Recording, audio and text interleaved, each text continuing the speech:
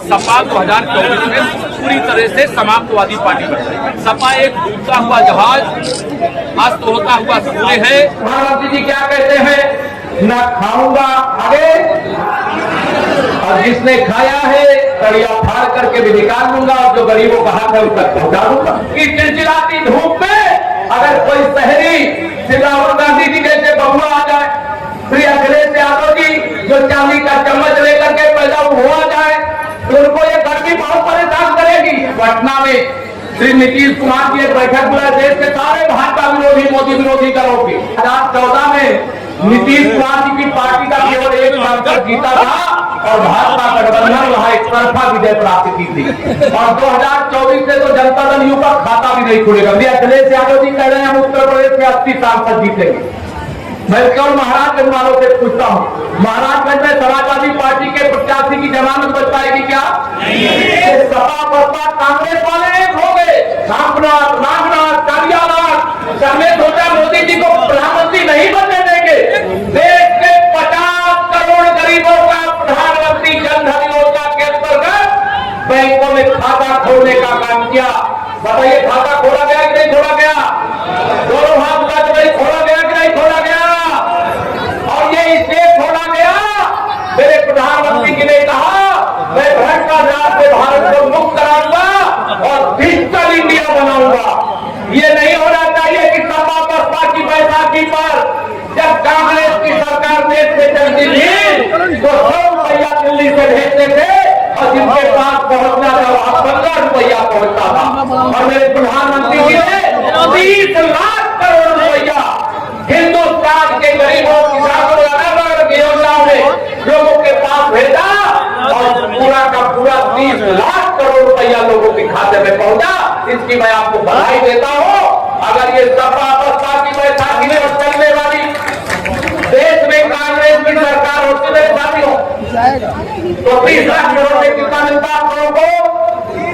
4.5 लाख करोड़ मिलता और 25 लाख करोड़ रुपया ये बेईमान खा गए होते, दलाल खा गए होते, डेटा खा गए होते। लेकिन आज ये बताया है कि नहीं आया? बताओ आपके खाते में पैसा आता है कि नहीं आता है?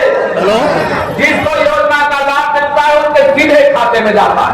यहाँ बहुत बड़े किसान भाई होंगे जिनके नाम खेत होगा, वर्ष में भारत के प्रधानमंत्री की दिल्ली में बैठ करके एक बटन दबाते हैं और मेरे किसानों के खाते में 3 किस्में एक साल में 6,000 रुपया पहुंचता है। बताओ पहुंचता है कि नहीं पहुंचता? अब हाथ उठाने में भी कंजूसी मत करो, बताओ पहुंचता है कि नहीं पहुंचता? ये आजकल क्यों आया? क्योंकि भारत डिजिटल इंडिया के बन करके तैयार हुआ है। कोई कमीशन खाने वाला मित्र है तो उसको भी कहां भेजना है? दिल्ली में पकड़ेंगे तो तिहाड़ जेल भेजेंगे और महाराजगंज में पकड़ेंगे तो महाराजगंज की जेल में भेजेंगे। उत्तर प्रदेश में बहुत सारी जेल बनी हुई है भ्रष्टाचारियों को भेजने के लिए। इसे भ्रष्टाचार मुक्त भारत बनाने के लिए अगर 9 साल काम किए तो मेरे गरीबों को प्रधानमंत्री आवास मिला है। मिला है कि नहीं मिला है? प्रधानमंत्री आवास मिला। और जब प्रधानमंत्री आवास मिलता है ये सपा बसपा कांग्रेस वाले सोचते होंगे कि जो गरीब झोपड़ी में रहता था, कच्चे मकान में रहता था, उसे प्रधानमंत्री आवास मिल गया, शौचालय भी मिल गया। अपना ही घर बनाने के बदले में 20,000 रुपया 90 दिन की मजदूरी भी मिल गई। बीमार हो जाए तो इलाज कराने के लिए 5 लाख का आयुष्मान कार्ड मिल गया। बिजली जिनके घर नहीं पहुंची थी उनके घर बिजली पहुंच गई। जिनके घर गैस का कनेक्शन नहीं था उनके घर में गैस का कनेक्शन लग गया।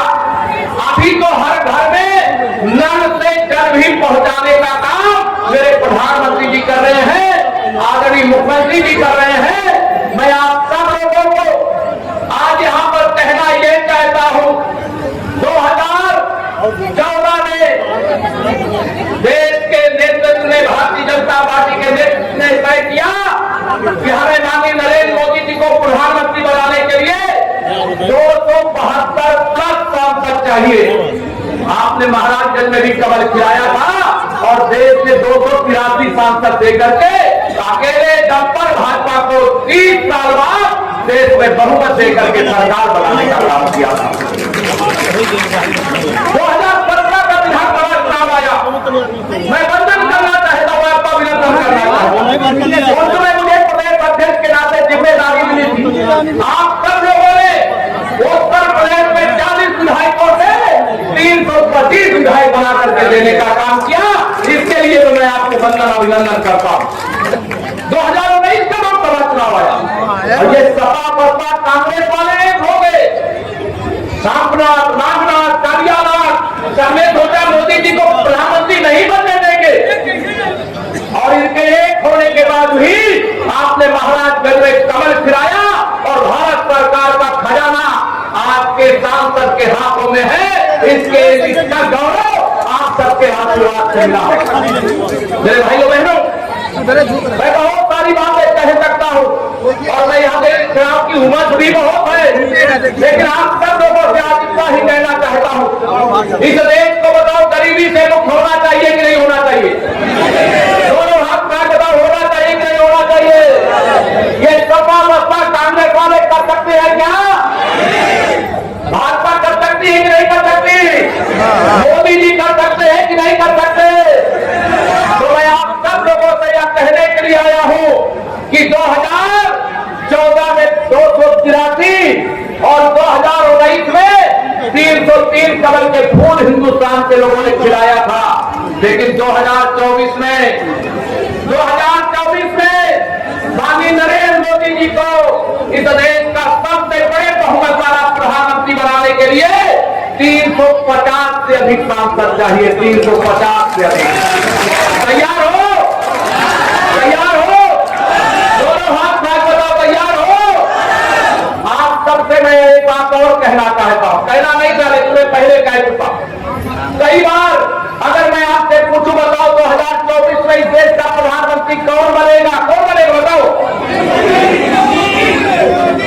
2024 में मोदी जी प्रधानमंत्री बनेंगे या महाराष्ट्र भी बोल रहा है, उत्तर प्रदेश के सभी 80 लोकसभा बोल रहे हैं और बिहार की सभी 40 लोकसभा बोल रही है। उधर सीता मैया, इधर भगवान राम, सीताराम एक यह संख्या हो जाती है। तो मैं आप सबसे केवल ये कहना चाहता हूं, मैं भी जानता हूं, आप भी जानते हैं, 2024 में माननीय नरेंद्र मोदी जी फिर प्रधानमंत्री बनेंगे, तीसरी बार प्रधानमंत्री बनेंगे। आप सबके आशीर्वाद से बनेंगे। आप लोग पसीना बहा रहे हो, इसके फल पर बनेंगे। और उसके लिए एक बात कहना तो मुझे है, हम जीत रहे हैं ये सच है, लेकिन अभी आत्मविश्वास का शिकार नहीं बनना है। जैसे फरेंदा विधानसभा में बन गए थे, भले विरोधी दल का जो प्रत्याशी आवेगा उसकी जमानत जब्त हो जाए, यह तो स्वीकार है, लेकिन रिकॉर्ड वोटों से कमल खिलाने का मैं आह्वान करके जा रहा हूं, अपील करके जा रहा हूं। बोलो तैयार हो?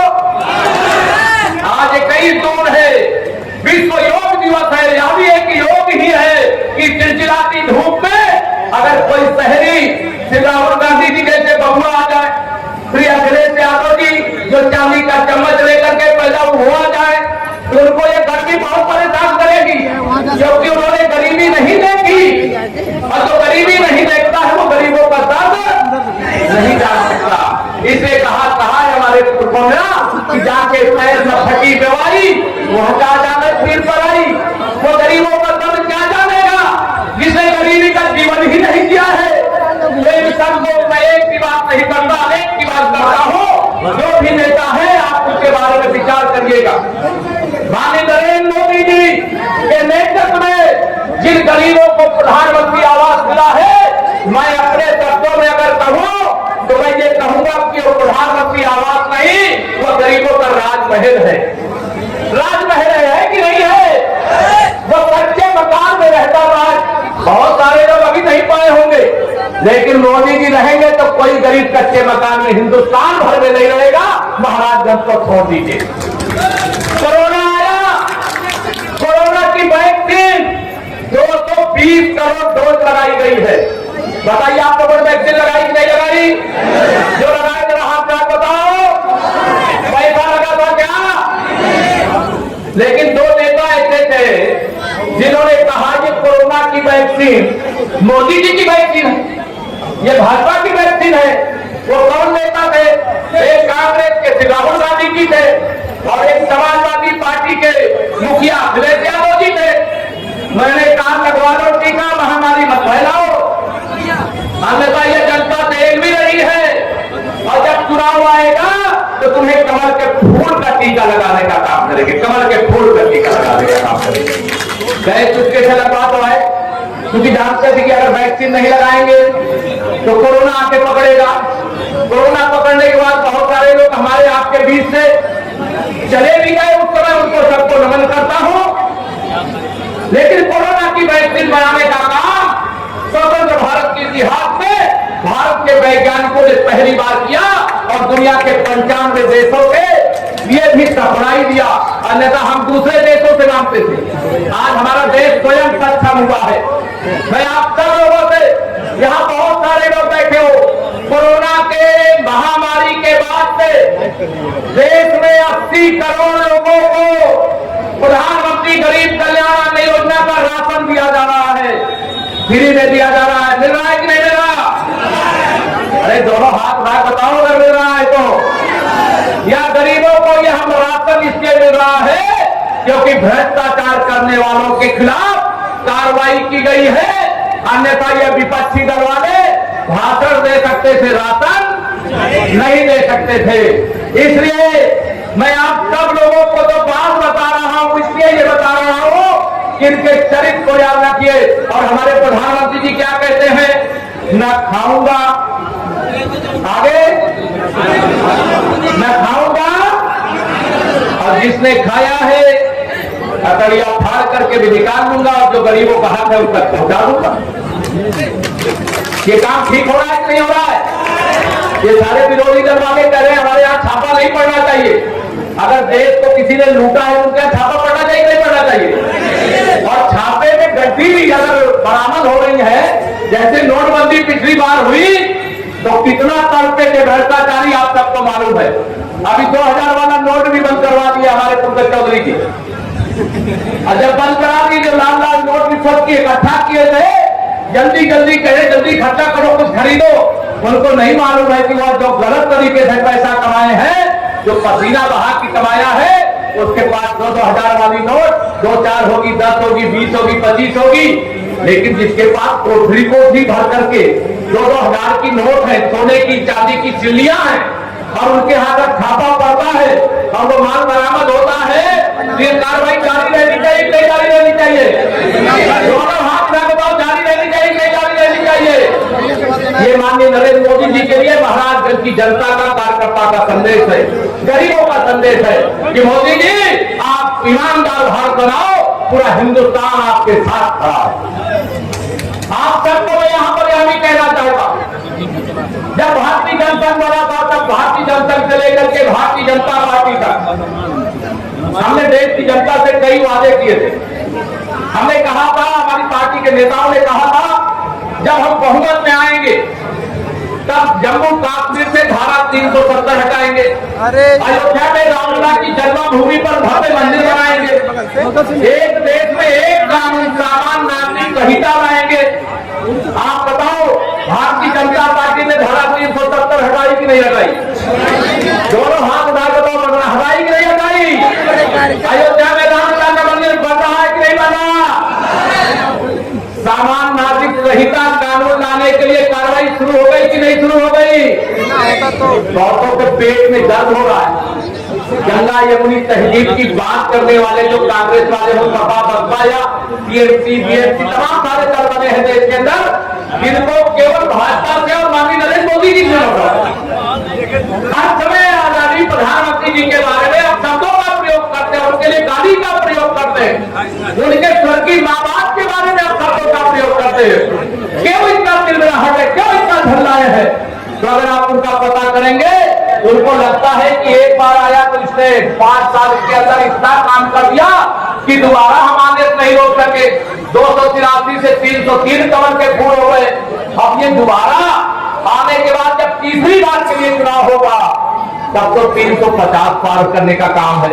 ये सब विरोधी घबराए हैं। अभी 23 तारीख को इधर पटना में श्री नीतीश कुमार की एक बैठक बुलाई, देश के सारे भाजपा विरोधी, मोदी विरोधी दलों की, भाई बताइए, आप तो बहुत बिहार के निकट उकट रहते हो, वहाँ के लोग आते जाते हैं। जो मैं जानता हूँ 2014 में नीतीश कुमार जी की पार्टी का केवल एक सांसद जीता था और भाजपा गठबंधन वहाँ एक तरफा विजय प्राप्त की थी।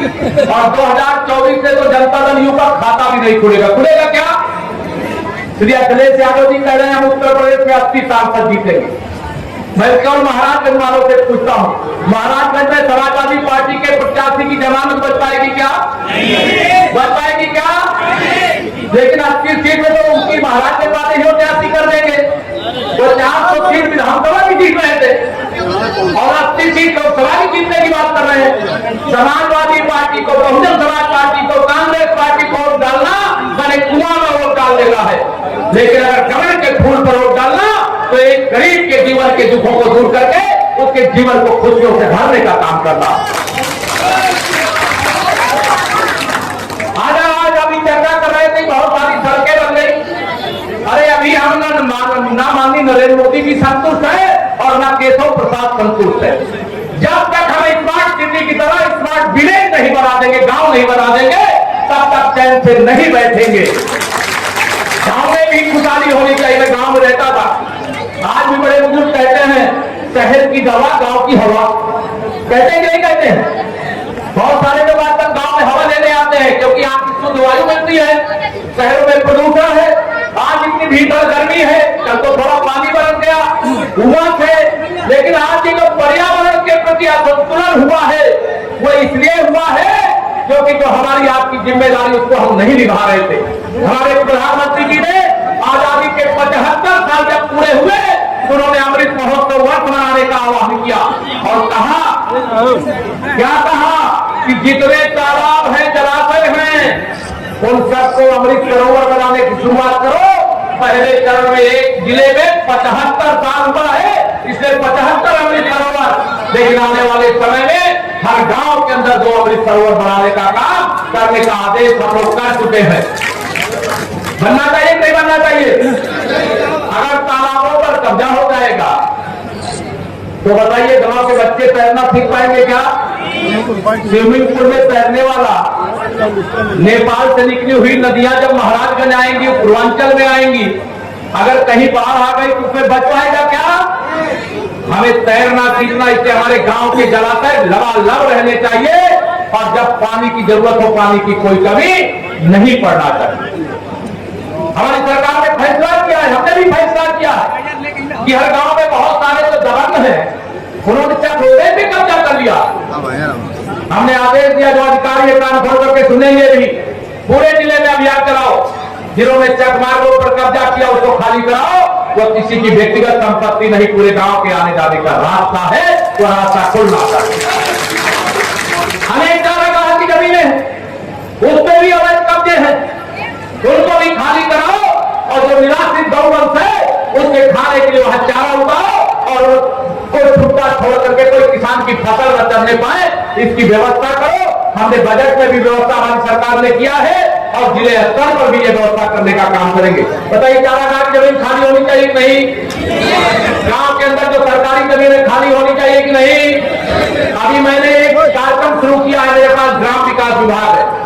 मैंने कहा गांव की समस्या गांव में समाधान और उसके समाधान के लिए हर शुक्रवार को एक दिन रात के 3 ग्राम सभाओं में ग्राम चौपाल लगती है। किसी गांव में चौपाल लगी है नहीं? अभी लगी? जहां नहीं लगी है अधिकारियों को निर्देश दे रहा मंच से विधिवत प्रचार करो, डुग्गी पिटवाओ, हर गांव वाले को बताओ जिस गांव में चौपाल है उस गांव की जो समस्या है वही चौपाल में समाधान होना चाहिए। और उसमें अगर कोई शिकायत मेरा बूथ अध्यक्ष उस तक पहुंचा दिया तो समस्या हो जाएगी भाई। क्योंकि मैं तो कार्यकर्ता पहले हूं, वो मुख्यमंत्री बाद में हूं और मेरा कार्यकर्ता ही मेरा सब कुछ है। इसे कार्यकर्ता साथियों, मैंने जो शासनादेश जारी करवाया है उसमें हमारे माननीय सांसद, माननीय विधायक, वर्तमान निवर्तमान हमारे जिला पंचायत के सदस्य, ब्लॉक प्रमुख और ये तो बैठेंगे ही, लेकिन अगर कोई भाजपा का कार्यकर्ता है तो वहां पर उप मुख्यमंत्री का प्रतिनिधि बन करके बैठेगा। ये शासनादेश है। हम गांव की समस्याओं का समाधान करना चाहते हैं, गरीबों की समस्याओं का समाधान करना चाहते हैं और समाधान की अपनी में मालूम हुआ। इसे 2024 के लोकसभा चुनाव के लिए आप सभी कार्यकर्ताओं से आह्वान करता हूं।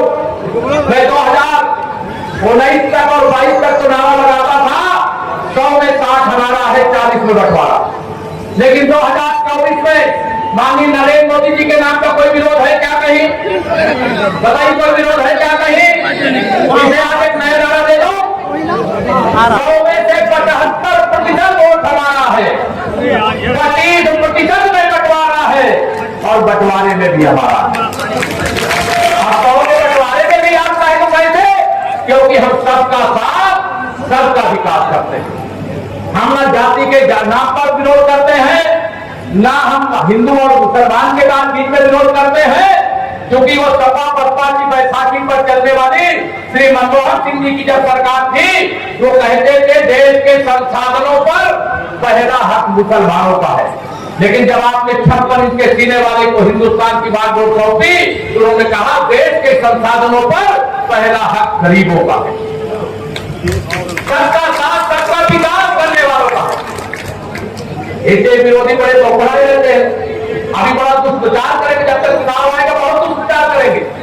कोई जाति की बात करेगा, कोई प्रांत की बात करेगा, कोई कहेगा लोकतंत्र खतरे में है। मेरे भाई बहनों, ना लोकतंत्र खतरे में है, ना कोई जाति बिरादरी और समुदाय खतरे में है। ये परिवारवादी पार्टियों का अस्तित्व खतरे में है। वह विधानसभा और लोकसभा नहीं जाने वाले हैं, इसलिए वो घबराए हुए दुष्प्रचार कर रहे हैं। और मोदी जी को कौन पर रोकना चाहता है कि देश के जो भाजपा विरोधी दल, मोदी विरोधी नेता है, वही नहीं रोकना चाहते। जो दुनिया के अंदर ऐसे देश हैं जो भारत की प्रगति को बर्दाश्त नहीं कर पा रहे, कि जो भारत दुनिया के सामने ये कटोरा भीख मांग रहा था, जिन माननीय हमारे नरेंद्र मोदी जी को अमेरिका जाना था मुख्यमंत्री रहते हुए, तो उनको अमेरिका वीजा नहीं देता था। आज उसी अमेरिका का राष्ट्रपति कहता है मोदी जी आप भारत ही नहीं अमेरिका में भी इतने लोकप्रिय हो कि हमें आपका ऑटोग्राफ चाहिए। बताइए देश का सम्मान है कि नहीं है? रूस यूक्रेन के बीच में युद्ध चल रहा है, दो देश लड़ाई लड़ रहे, युद्ध हो रहा है, जैसे भारत पाकिस्तान का पहले होता था। लेकिन आज भारत को आपने ऐसा प्रधानमंत्री दिया है कि दोनों देश के राष्ट्राध्यक्षों को फोन कर दिया कि मेरे भारत के नागरिक यूक्रेन में फंसे हैं, और जब तक वो वापस नहीं निकल आते आपको युद्ध विराम करना पड़ेगा। एक फोन कॉल पर रूस और यूक्रेन की सेना ने अपने हथियार नीचे कर लिए और भारत के नागरिक भारत माता की जय बोलते हुए हाथ में तिरंगा लेकर के भारत वापस आ गए। क्या ये केवल मोदी जी का सम्मान है? बताइए देश के 150 करोड़ लोगों को सम्मान है कि नहीं है? ऑस्ट्रेलिया का राष्ट्रपति प्रधानमंत्री अगर हमारे प्रधानमंत्री जी को बात कहकर के मेरे मन के अंदर जो भाव है वह शब्द में निकल आई है, ऑस्ट्रेलिया के प्रधानमंत्री कहते हैं ये दुनिया में भारत की धाक है, छाप है।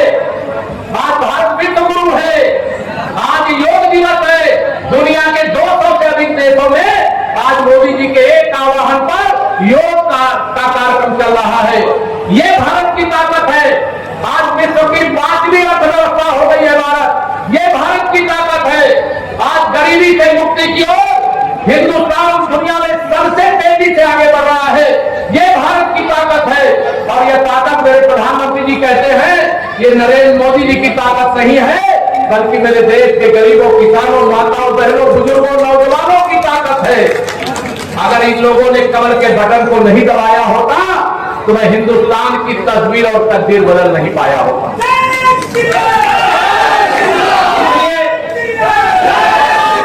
इसलिए आप सब लोगों से सभी मंच पर मैं कुछ प्रतीकात्मक आवाज की चाबियां सौंप रहा हूं। कुछ हमारी समूह की दीदियां हैं, उनको डेमो चेक दे रहा था। ये दीदियां जो गरीब परिवारों से हैं, बीपीएल परिवारों से हैं, आज वो लखपति बन रही है, आज वो मिनी उद्योग चला रही है। जो पुष्टाहार आपको आया करता था बड़ी बड़ी कंपनियों से, आज माननीय मोदी जी के मार्गदर्शन में, आदरणीय योगी जी की अगुवाई में, क्योंकि अब विभाग भी मेरे पास है, तय किया कि अब पोषाहार बनाने का काम हमारी दीदियां करेंगी। और आज THR प्लांट जिसकी चर्चा कर रहे थे, टेक प्रोग्रामर प्लांट, जो पोषाहार बड़ी कंपनियों से आता था उससे 10 गुना अच्छा पोषित करने वाला पोषाहार हमारी समूह की दीदियां बना रही हैं। बैंक सखी के रूप में, बीसी सखी के रूप में, विद्युत सखी के रूप में वह काम कर रही है और भी अनेक प्रकार के सामानों का उत्पादन कर रही है। प्रदेश का बाजार, देश का बाजार और दुनिया का बाजार उनको उपलब्ध हो सके इसकी व्यवस्था कर रहे हैं। 45 लाख दीदियों को लखपति बनाने की योजना चल रही है। हमारा लक्ष्य है कि घर में पुरुष भी कमाए, घर की माताएं बहनें भी कमाए और परिवार आगे बढ़े। सारी सुविधाएं मिल रही हैं, लेकिन इसका मतलब ये नहीं है कि हम अपना कमाई करना बंद कर दें। हम अपने शरीर को जंग लगाने का काम नहीं करेंगे। अपने देश के उत्थान के लिए, प्रगति के लिए अगर प्रधानमंत्री आवास बनाने के लिए 1,20,000 रुपया सरकार देती है तो हम भी पसीना बहाएंगे, रात दिन मेहनत करेंगे और 1,20,000 अपना कमा करके 2,40,000 का पक्का बढ़िया चमाचम मकान बनाएंगे कि हमारे अगल बगल में कोई बहुत बड़ा मकान बना करके रईस परिवार रह रहा हो तो उसको लगे कि गरीब भी अमीर की तरह जिंदगी जी सकता है, वह भी पसीना बहा करके आगे बढ़ सकता है। और मेरे मोदी जी यही चाहते हैं। आप सबको साथ देना पड़ेगा, आप सबको आशीर्वाद देना पड़ेगा। दोगे आशीर्वाद? देखो कुछ लोग हाथ उठाते हो और कुछ लोग हाथ उठाने में भी करते हो। मैं जानता हूँ गर्मी मुझे भी लग रही है, आपको भी लग रही है, लेकिन इसके बाद भी आपके पास मोबाइल फोन किसके पास बताओ? सबके पास है। ये है डिजिटल इंडिया का कमाल। आज दुनिया में सबसे ज्यादा मोबाइल बनाने वाला देश हिंदुस्तान है और हिंदुस्तान में सबसे अधिक मोबाइल फोन बनाने वाला प्रदेश उत्तर प्रदेश। आप अपने मोबाइल नंबर फोन निकालिए, एक नंबर मैं बोलता हूं उसको डायल करिए और उस नंबर को सब लोग, जो लोग कहां है सब लोग डायल करिएगा। 90-90-20-24 ये मिसकाल देना है, किसी को फोन नहीं जाएगा। आप मिसकाल दोगे, आपको आदमी प्रधानमंत्री जी का संदेश आपको प्राप्त हो जाएगा। चाहोगे मोदी जी का संदेश? चाहोगे तो जरा डायल करो। और जिन लोगों ने डायल कर दिया जरा हाथ उठा बताओ, जिन लोगों ने डायल कर दिया मैसेज आया आपको, रिप्लाई अभी आ जाएगा 2-3 मिनट में। बहुत लोग कर रहे हो ना। ये महाजनसंपर्क अभियान है। महाजनसंपर्क से महाजन संगठन और महाजन संगठन से महाविजय प्राप्त करनी है। हिंदुस्तान की सबसे शक्तिशाली सरकार बनानी है। कैसी सरकार? मैं पिछली सरकार याद दिला रहा हूं जो सपा बसपा की बैसाखी पर कांग्रेस की करती थी। उसमें श्री मनमोहन सिंह प्रधानमंत्री थे। भारत पर आतंकवादी हमला होता था तो क्या कहते थे? मैं हमले की निंदा करता हूं। अगर दूसरी बार हो जाए तो हमले की कड़ी निंदा करता हूं और अगर तीसरी बार हो जाए तो बड़े शब्दों में निंदा करता हूं। लेकिन जब आपने देश की बात हो 56 इंच के सीने वाले माननीय नरेंद्र मोदी जी को सौंपा तो माननीय नरेंद्र मोदी जी के शासनकाल में पूरी में हमारे सेना के जवानों पर आतंकवादियों ने हमला किया और हमारे आपके बीच के ही भाई जो देश की सेना में रहकर के देश की सेवा करते हैं उन्होंने सर्जिकल स्ट्राइक किया। जहां आतंकवादी छिपे थे वह पाकिस्तान के कब्जे वाला कश्मीर था, वहां घुस कर आतंकवादियों को मार गिराए, वहीं पर उसकी कब्रिस्तान भी बनाने का काम किया। यह भारत की ताकत माननीय नरेंद्र मोदी जी के नेतृत्व में खड़ी हुई। दोबारा पुलवामा में आतंकवादी हमला हुआ और उसका जवाब एयर स्ट्राइक से दिया गया। आतंकवादियों को पैदा करने वाली फैक्ट्री अगर भारत के विरोध में चल रही है उसको ध्वस्त कर सकता हिंदुस्तान। आज वह हिंदुस्तान में ये नया भारत है, ये आत्मनिर्भर भारत है, ये शक्तिशाली भारत है और हमारा भारत किसी को छेड़ता नहीं। लेकिन अगर कोई हमारे हिंदुस्तान को छेड़ता है तो हिंदुस्तान अब उसे छोड़ता भी नहीं है। क्या परिवर्तन आया? यह परिवर्तन सही है कि नहीं सही है? आपको याद दिला दो, आदरणीय पंकज जी और तमाम वरिष्ठ नेता जानते होंगे, पहले जम्मू कश्मीर के लाल चौक में अगर तिरंगा फहराना होता था तो संगीनों के साए में जाना पड़ता था। लेकिन आज आप सबके आशीर्वाद की ताकत से लाल चौक तो श्रीनगर का वही नहीं, जम्मू कश्मीर के हर घर पर तिरंगा फहरा रहा है। हर घर पर तिरंगा फहरा रहा है। आपने भी आजादी के जब 75 साल पूरे हुए, बताइए अपने घरों में तिरंगा फहराया था कि नहीं फहराया था? फहराया था कि नहीं फहरा था? जैसे आपने फहराया वैसे जम्मू कश्मीर के लोगों ने भी फहराया। आप में से के गांव में रहने वाला शहर में जमीन ले सकता है। पहले तो भारत के राष्ट्रपति भी जम्मू कश्मीर में 1 इंच जमीन नहीं खरीद सकते थे, लेकिन आज महाराजगंज वाला भी चाहे तो जम्मू कश्मीर में जमीन खरीद करके अपना आशियाना बढ़ा सकता है। ये धारा 370 हटने के कारण हुआ है, आपके आशीर्वाद के कारण। 2024 यह ऐतिहासिक और निर्णायक चुनाव, मैं विश्वास के साथ कह सकता हूं कि 9 साल में जो आपने देखा है वो तो झांकी है, लेकिन 2024 से और 29 के लिए जो आपका आशीर्वाद मिलेगा, मैं यही कहूंगा अभी तो झांकी है, पूरी पिक्चर बाकी पूरी पिक्चर बाकी है। इसे आशीर्वाद देने में कोई कंजूसी मत करना और ये ना सोचना कि अब देश में प्रदेश में हमारी सरकार है तो अब हम चुनाव जीत जाएंगे। जब सरकार नहीं थी तब 73 सांसद जीता है, 325 विधायक जीता है, और जब सरकार आ गई तो 64 सांसद जीते, 66 हो गए। आजमगढ़ और रामपुर भी जीत लिए हैं, अब 66 हो गए और हम 275 विधायकों पे रुक गए थे। इसलिए मैं आपको हनुमान जी की तरह शक्तिशाली भाजपा के कार्यकर्ताओं को, समर्थकों को आज आह्वान करके जा रहा हूं, अपनी ताकत को याद करो। और चुनाव सरकार नहीं लड़ती है, चुनाव पार्टी लड़ती है, पार्टी का कार्यकर्ता लड़ता है। जैसे कोई भी मन में किसी भी प्रकार की बात हुई हो तो भी हम सबको आह्वान करूंगा, 9 साल में जो आपने झांकी देखी है, विश्वास रखिएगा आने वाले 5 साल में हमारा देश 100 साल आगे जाएगा, 100 साल आगे जाएगा।